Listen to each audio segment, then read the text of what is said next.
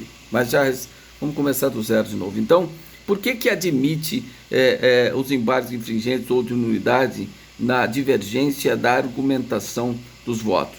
Justamente quando houver um reflexo extrapenal. Por exemplo, dois desembargadores dizem que absolve com fundamento no sétimo. Um fala que você agiu em legítima defesa. Quem age em legítima defesa não comete ato ilícito, não terá que indenizar, poderá ser reintegrado ao cargo público. Então, nesse caso, ainda que a decisão tenha sido unânime, houve uma divergência na fundamentação do voto que é desfavorável para o réu. Se é desfavorável para o réu, portanto, lhe dará direito à interposição de embargos infringentes ou de nulidade. Tranquilamente. Com essa argumentação. Olha, a decisão dos dois desembargadores não faz coisa julgada no cível. Então, do outro desembargador, que foi favorável ao réu, faz coisa julgada no cível. Então, eu entro com os embargos infringentes para tentar modificar aqueles outros votos que vão vir. Dizendo, olha, vocês têm que votar como esse voto vencido, porque aí eu vou ser reintegrado ao cargo público se eu for funcionário, eu não tenho que indenizar o Estado, eu não tenho que indenizar ninguém. Entenderam essa questão da divergência na fundamentação do voto? A decisão é unânime. A princípio você diria, não cabe embargos infringentes ou de nulidade. Mas se você verificar que aquela decisão há um reflexo extrapenal, você poderia utilizar sim os embargos infringentes ou de nulidade. Vocês vão ler doutrina que não admite isso, tá? E muito que eu falo aqui, pessoal, vocês não vão, a doutrina clássica, a doutrina usual aí, se pegar Renato Marcão, Fernando Capês, a maioria deles não vai falar nada disso que nós estamos comentando. E muitas coisas que nós vamos comentar aqui, eles passam só por cima desse recurso aí de embargos infringentes ou de nulidade. Tá? Então eu procuro passar para vocês aí, anexando aí vários fundamentos de leitura de doutrina, para que eu possa passar a maior quantidade de informação possível para vocês. Tá? Por exemplo, Mirabete não admite embargos infringentes e agrava a execução. Se você ler o Mirabete, ele vai falar, não cabe agrava a execução. Em acórdão de agrava a execução, não cabe embargos infringentes ou de nulidade. Aí você pega o Tribunal de Justiça de São Paulo, Regimento Interno, 841, inciso 2, letra C, fala que cabe embargos infringentes em agravo à execução. E aí eu dei aquela argumentação para vocês. Antes de 84 não tinha agravo, depois de 84 criou agravo, então as matérias que são impugnáveis via agravo, antes eram impugnáveis via recurso de sentido estrito. Tá certo? Tudo bem? Então vamos lá. Mas esses embargos infringentes, eles podem ser... a divergência, vamos melhor dizer assim, a divergência ela pode ser total ou parcial, certo? Se ela for parcial, os embargos infringentes se conterão somente no objeto da divergência. Então vamos exemplificar. 3 desembargadores condenam o réu, certo? Mantém a sentença condenatória. Foi condenado a 6 anos, regime inicial fechado. Os 3 desembargadores mantêm os 6 anos, certo? Só que 2 desembargadores dizem o seguinte, nós entendemos que o regime inicial deve ser o regime fechado. Um desembargador entende, eu entendo que o regime inicial deve ser o regime semiaberto. E aí? Eu pergunto a vocês, nesse caso, é possível a propositura de embargos infringentes parciais? Sim ou não? O que vocês acham? Sim, né? Nós fizemos a leitura do 609, parágrafo único. Os embargos podem ser totais ou parciais. Se for parcial, os embargos versarão sobre a divergência exclusivamente. Você não pode discutir em sede de embargos infringentes, não, mas numa prova para condenar, não, isso você não vai discutir. Você só pode discutir o ponto objeto da divergência. Qual que é a divergência? 2 desembargadores argumentaram que o regime deve ser o regime inicial fechado, um desembargador argumentou que o regime inicial deve ser o regime semiaberto. Então, há uma decisão, um acórdão não unânime desfavorável ao réu? Sim, porque o regime semiaberto é mais benéfico. O regime fechado é mais gravoso, é o mais gravoso. Então, nesse caso, os embargos infringentes só poderiam versar sobre o ponto objeto da divergência. Mas aonde eu quero chegar com isso tudo? Aí que vem a questão. Aquele ponto que não houve a divergência, ele segue execução definitiva. Mas o que você está querendo dizer com isso? Bom, sobre aquela condenação, se aquela condenação o juiz errou na dosimetria, isso você não vai discutir os embargos infringentes, você vai discutir só o regime. Então, essa discussão dos embargos parciais versarão sobre o regime. Agora, e o mérito da condenação, que os três foram unânimes em condenar? Isto segue execução definitiva. Isso significa o quê? Que se acontecer esse exemplo que eu dei, e se você quiser levar essas discussões às instâncias superiores, você terá que fazer o seguinte: no prazo de 10 dias, que aí é o prazo dos embargos infringentes ou de nulidade, 10 dias, 798, inciso 1º, exclui-se o dia inicial no cômputo do prazo processual normal. 10 dias, o 609, parágrafo único do Código de Processo Penal diz que o prazo dos embargos são 10 dias. Então, você vai entrar com os embargos infringentes para discutir no prazo de 10 dias, para discutir o regime, para ver se você consegue modificar o regime de fechado para semiaberto, ou seja, o voto vencido passa a ser o voto vencedor por maioria, certo? Então você vai entrar com os embargos infringentes no prazo de 10 dias. E no prazo de 15 dias, se você quiser levar às instâncias superiores a discussão sobre a inocência do seu cliente, você necessariamente tem que interpor recurso especial ou recurso extraordinário, ou ambos. Talvez você vai ter que usar 3 recursos: os embargos infringentes para discutir o regime, e o recurso especial extraordinário, ou ambos, para discutir aquela sentença condenatória que foi confirmado pelo acordo em votação unânime, onde não houve divergência. Se não houve divergência, não cabe embargos infringentes ou de nulidade. Mas aí eu tenho decisão de última instância. Então eu tenho que recorrer daquela parte do acordo que não houve divergência, porque ela segue a execução definitiva. Então eu teria que interpor da parte que não teve divergência, recurso especial, o extraordinário ou ambos. E a parte que houve divergência, eu deveria interpor os embargos infringentes.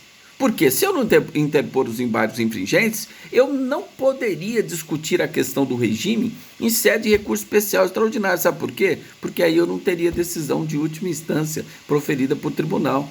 Porque eu não esgotei a instância, porque ainda caberia embargos infringentes sobre o regime. Então, obrigatoriamente, se eu quiser discutir sobre o regime, eu teria que interpor os embargos infringentes.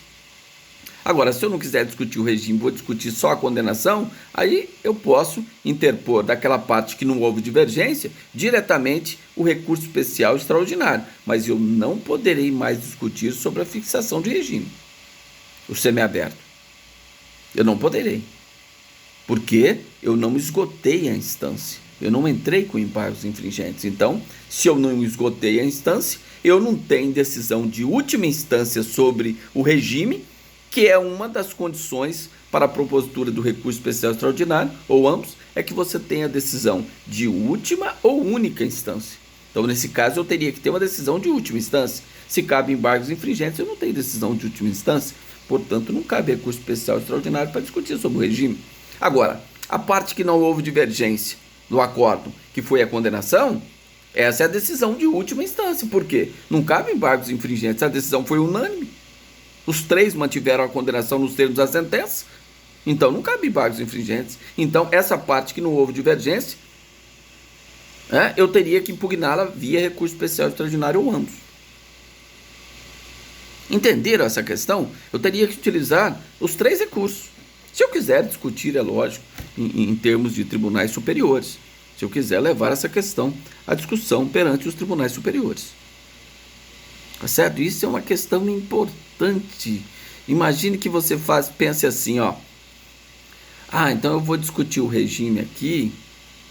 Aí depois que julgar os embargos infringentes, aí eu entro com recurso especial extraordinário para discutir que a condenação, para discutir matéria de direito em relação à condenação.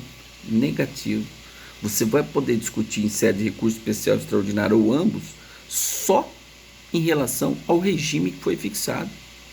Por quê? Em relação àquela questão que não houve divergência e você não entrou com um recurso especial extraordinário, transitou em julgado. Porque você não entrou com um recurso especial extraordinário no prazo de 15 dias. Transitou em julgado. E aí? O que você diria para o seu cliente? Quem lê a súmula 354 do STF? Por gentileza, localizem ela aí.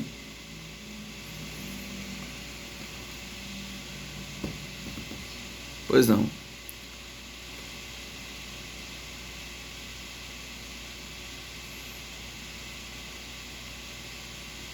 Artigo 798, parágrafo 1º, 15 dias. Dias corridos. Não é igual ao processo civil, que são dias úteis. São 15 dias corridos. Exclui 798, parágrafo 1º. Tá? Que é o prazo normal do processo penal. Tá bom? Tá ótimo. Tá ok. Súmula 354. Quem pode ler aí? Do STF.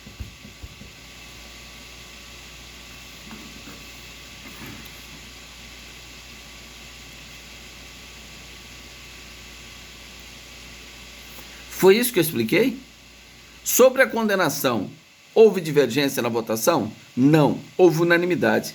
Então, a execução é definitiva. Se você não entra com recurso especial extraordinário ou ambos no prazo de 15 dias, transita em julgado. Vou esperar, deixar julgar os embargos infringentes, onde eu vou discutir a divergência sobre a fixação do regime, depois eu discuto no sede de recurso especial extraordinário aquela questão da condenação. Não caberá mais a discussão, porque ela transitou em julgado no prazo de 15 dias, onde você não opôs o recurso especial extraordinário ou ambos. Súmula 354 do STF. Quando os embargos forem parciais, se você não discute a parte que foi unânime, que não houve divergência, se você não entra com recurso especial extraordinário, é execução definitiva. Deu 15 dias, transitou em julgado, você não pode mais discutir. Mas aí quando julgar os embargos infringentes, eu posso entrar com recurso especial ou extraordinário, ou ambos, para discutir o regime. Você não vai poder discutir mais nada, porque transitou em julgado, você deixou transitar em julgado lá. Então o que você teria que fazer? No prazo de 10 dias, embargos infringentes, e mais no prazo de 15 dias, contados da intimação do acordo, um no prazo de 10 dias, o outro no prazo de 15 dias, recurso especial extraordinário ou ambos para discutir a questão da condenação.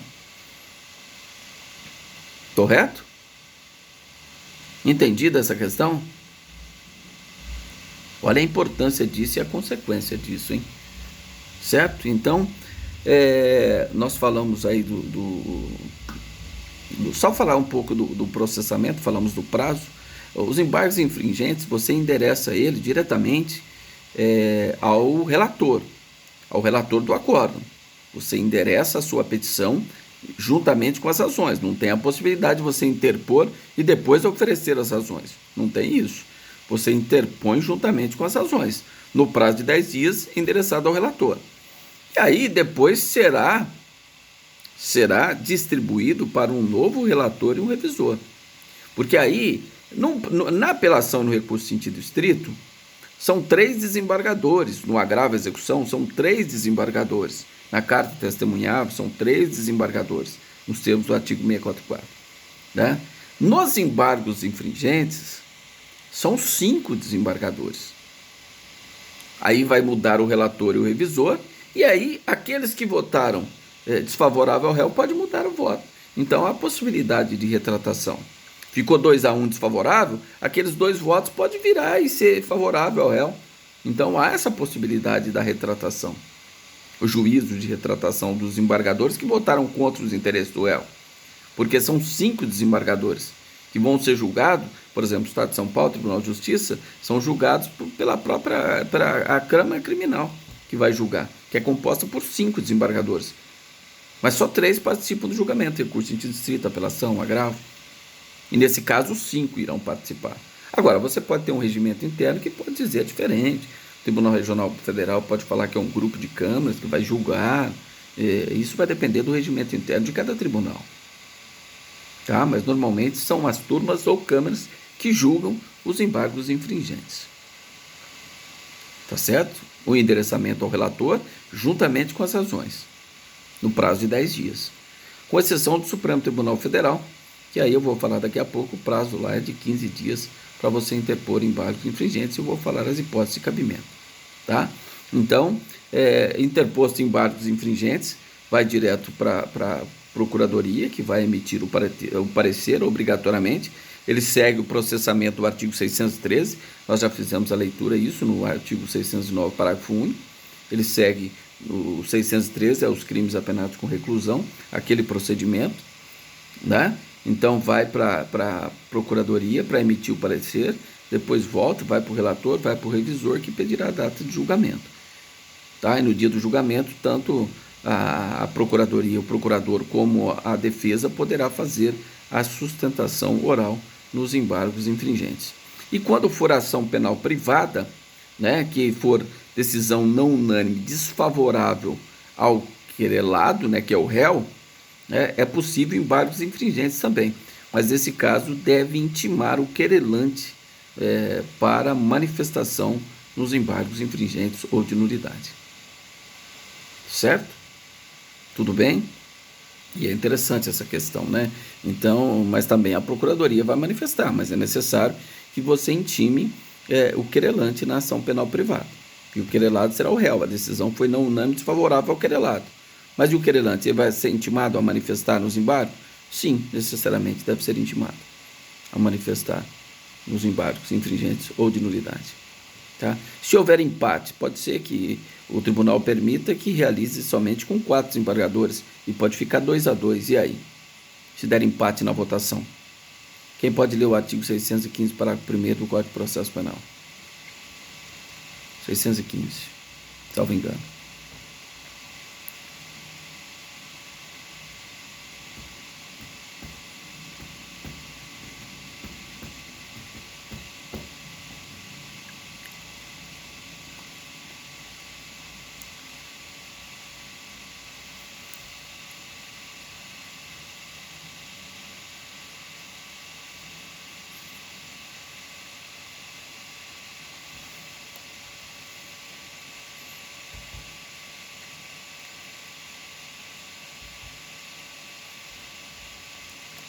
Certo? Então, houver empate, deve prevalecer o voto que mais favorece o réu. Isso nos termos do artigo 615, parágrafo 1º do Código de Processo Penal. Certo? Então, vamos falar dos efeitos dos embargos infringentes. Ele é devolutivo, devolve a apreciação do tribunal só a matéria objeto de divergência. Né? Então, em relação a essa parte que houve divergência, ele interrompe para a interposição de outros recursos. Então, no caso do regime lá, 2 condenam no regime fechado, 1 no semiaberto. Então, para você discutir essa questão do regime em recurso especial extraordinário, quando você entra com os embargos infringentes, ele interrompe, né, o prazo para contar recurso especial extraordinário no que se refere ao regime. Só quando julgar os embargos infringentes, publicar o acordo, aí começa o prazo do recurso especial extraordinário. Agora, aquela parte que não houve divergência, não. Aí a súmula 354. Aí não tem efeito suspensivo, não tem efeito interruptivo. Certo? Tudo bem?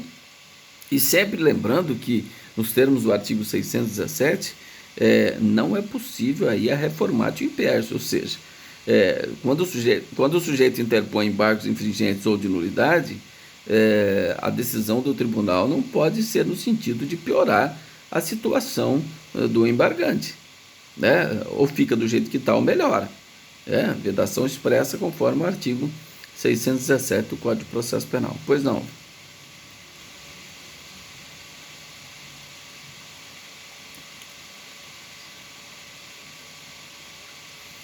Não, eu disse que o efeito suspensivo, quando não há, né, divergência, os embargos forem parciais.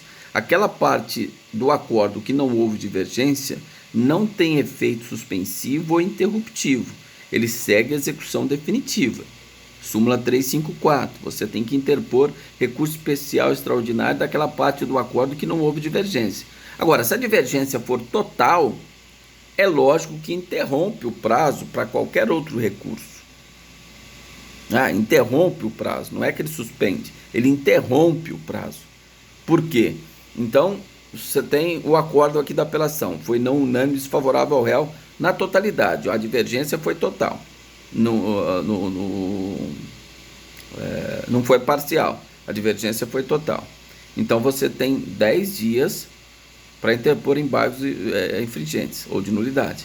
Se interpôs embargos infringentes ou de nulidade, não vai contar o prazo do recurso especial que mais 5 dias ou extraordinário você tem que interpor, que são 15 dias. Você vai esperar julgar os embargos infringentes para depois você interpor o recurso especial extraordinário. Então ele interrompe o prazo para outros recursos. Tá certo? Que é o especial extraordinário ou ambos. Tudo bem? Tranquilo sobre esse assunto? Tá? Só prestar atenção no que eu já expliquei quando os embargos forem parciais do súmula 354. Quem não entendeu isso aí vai ficar perdido nesse assunto de embargos parciais. Eu já expliquei bastante repetitivo nessa questão da súmula 354. Certo? Então vamos falar dos embargos infringentes. O que resta falar agora é sobre os embargos infringentes no Supremo Tribunal Federal.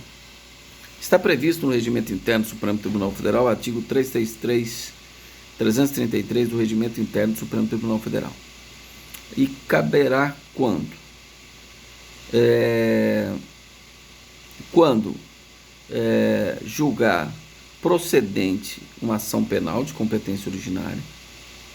Tá? Então, competência originária. Julgar procedente uma ação penal.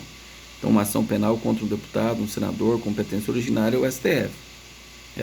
Regra geral, crime relacionado ao exercício da função, aquela história toda da prerrogativa de função que o Supremo decidiu. Tá? Então, nesse caso, quando ele julga procedente a ação penal e há uma decisão não unânime, nesse caso, decisão que prejudica o réu, é possível os embargos infringentes.